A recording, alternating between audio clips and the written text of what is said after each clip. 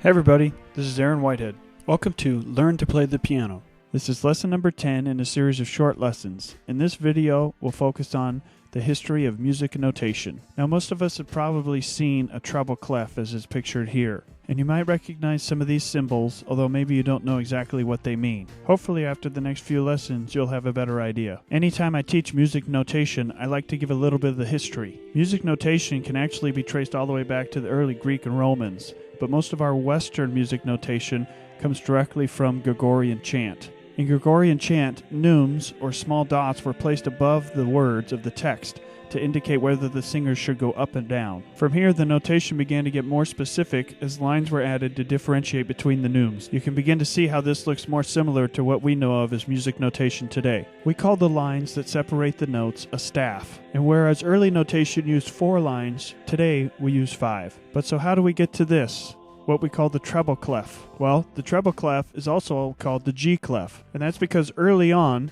the G was written on the line that designated the G note. The shape of the letter G changed over time, as you can see here, but eventually we got to what we know as the treble clef today, which actually designates the line that is G on the staff. And in piano notation, because we play the piano with 2 hands, we also have what's called the bass clef. Typically, we play the bass clef with our left hand and the treble clef with our right. And just how the treble clef designates the letter G, the bass clef also designates a letter, the letter F. Perhaps you've seen an F written in this way. Well, if you take that F and superimpose it over the staff, you get the bass clef, and that's what also tells us which line is the F line. We hope you enjoyed lesson number 10, and if you did, you might also enjoy our book, which is now available in e-format on Amazon and Barnes & Noble, or from our website, thepianochordbook.com. We also have an app out for the Droid and the iPhone, which you can find on iTunes and the Android market. And please join us next time where we will begin to look at the notes of the bass and treble clef. Thanks, God bless, and see you next time.